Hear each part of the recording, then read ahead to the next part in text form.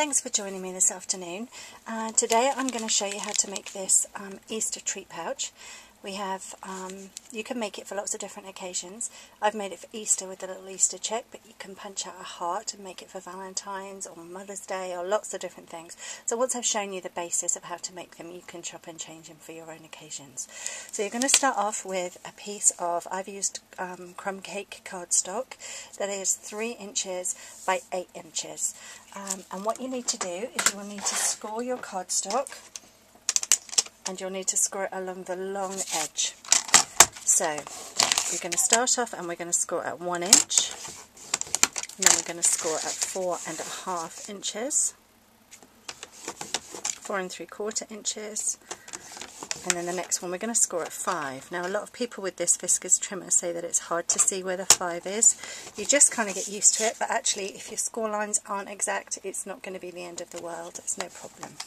So once we've created our scored piece of cardstock, you can then begin to fold to create your pouch shape. And the great thing about these is you can make them as deep as you wish, so you can make it so that they're deeper to fit different contents. Obviously the wider you make this part, the longer you would need to make the cardstock. And what we're going to do is we're going to do the eyelet border punch along the edge. So I like to position my punch in the middle of where I think the cardstock, and what I'm trying to do is echo the design on this side and this side so that they are going to be even both sides. Okay, and then I'm just going to flip it over and just catch the end pieces. I'm having to remember to tilt this because my camera's on a slight angle. And then if we just punch 2 holes, I'm just going to do it by eye. I'm not going to worry too much about it. Mine are wonky. But I'm going to actually get my So Saffron ribbon. This is the 3/4 inch, sorry, 3/8 of an inch So Saffron taffeta ribbon. I try and keep my ribbon on the spool so that I'm not cutting off more than I need.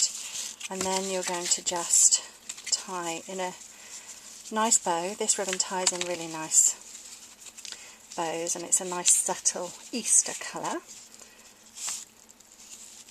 Okay, so just have a little fiddle with your bow and get it looking all nice and pretty. I'm going to try and pull my stalk down, facing down, and then just pull it tight. Okay, now I did just do this video all the way through. No, I don't like that, sorry. Miss Perfectionist. I just did the video all the way through, and I got to about 30 seconds from the end when my daughter came in from school, and that's not a bad thing, but she was brought a friend home from school and they were all excited to see the dog, so she made lots of noise. I've had to redo it, which is probably not a bad thing because you might get a better attempt. Okay, so we're just going to trim off our ribbon. Sorry, my handle just got caught on the end of the box there. Okay, I'm still not happy with that ribbon, but you get the idea. And that's actually going to tuck underneath, and that's going to be your little treat pouch. That's a little bit better. Okay, now we're going to have to punch our extra large oval punch. These are the old style punches. It just seems silly to be throwing the punches away when there's nothing wrong with them. So I'm pushing my cardstock right into the back of the punch. It won't go any further, with a nice even gap this side and that side, so that when I punch I know that it's central on the front. Now a little tip, you could either do this before you punch out, or you can just lay this back inside, whatever works for you. I should have done it before I punched, I just got carried away. And I'm now going to use the Pocket Silhouette stamp set, and I'm going to use this stamp from that set just to create a grass effect in old olive ink across the base here. Now the reason I've just popped that oval back in is if I went through the hole with my grass, it would show on the back. It doesn't matter because your treats inside the pouch are going to hide them, but I just like to point out all the things that you can think about while you're doing it. So I'm now going to stamp the words Happy Easter, and I'm going to do that in chocolate chip ink. And I'm going to do that at the top this time. Okay, so not happy Easter, Easter wishes. So that's the basis of our little treat pouch. And we need to make a little chick. So the chick is made using So Saffron cardstock and the two-step bird punch. So two-step bird punch in the new style. So Saffron cardstock. I always use my punches upside down just to make sure that I've got the cardstock in the right place. And then I've got a bird and a wing, and I don't need the branch, okay? So what we're then going to do is we're going to get our bird punch, hold it upside down, and we're going to feed the bottom of the bird into the punch. And we're just going to cut off his bottom to make him just have a little stout rounded off bottom to make him look more like a chick. I like to have that a really small little detail to make it look like feathers. So punch through that. We've got this shape. Now there's two options for the wings. You can use the scallop oval punch, and you can put the wing in exactly the same way from the top, but at a slight angle, and you're going to punch, and it's just going to create a little wing. Or you can use the heart punch from Stampin' Up, and that will create a wing too, that way up. Okay, so just to define the edges of the bird and to make him pop off the front of your project and make him stand out, just want to, with a sponge dauber, go around the edges and ink up the edges just to add an extra detail. I've used more mustard on this project, which I think is just a little bit brighter. It just makes the colour pop a bit more. And do the same on the wing, whichever wing you're going to use. I'm going to use the little heart one on this occasion. And it would be really good if you used a dimensional, the raised foam. What is that? That's a hexagon, is it?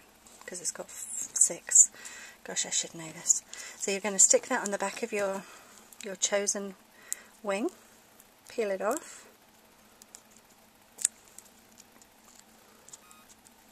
I've got a little bit too much showing, so I'm just going to tuck that under like that.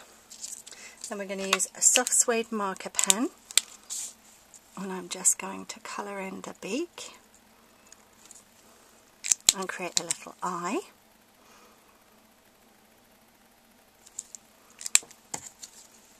Like that.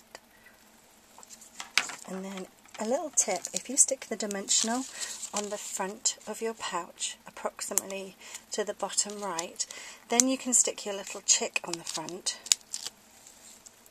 And because what I've done previously was stick it on the back of my bird, stuck that down, and then it wants to come through the window. So if I just stick that in place like that, that's our little chick. I just need to add some legs, otherwise the poor little chickie's got no way of getting around. And we're almost done. Now we just need to add the treats. So I've used the very small cellophane bags from Stampin' Up, and I've just cut off the top section. Just a very small amount. And the reason I've done that is the bags are just too long for the pouch, so I've just cut it so that it's just big enough for a little fold over. These are micro eggs from Tesco's. You can buy 2 of them at the moment for £1.50. They're just the perfect size, and I love the colours, nice subtle muted colours. And with my snail adhesive, which is here, I'm just going to add a little bit of double-sided tape on the inside, so that when I want to put my contents in the bag, I'm just going to tuck that slightly under the top there and stick that in place. And then my little tab should keep that closed like that. And then you've got your little finished treat pouch. I hope you like it, and I hope you have fun making them. It's such minimal supplies and such great fun. And don't forget, you know where I am if you need anything. Alright, thanks very much for watching. Okay, bye-bye.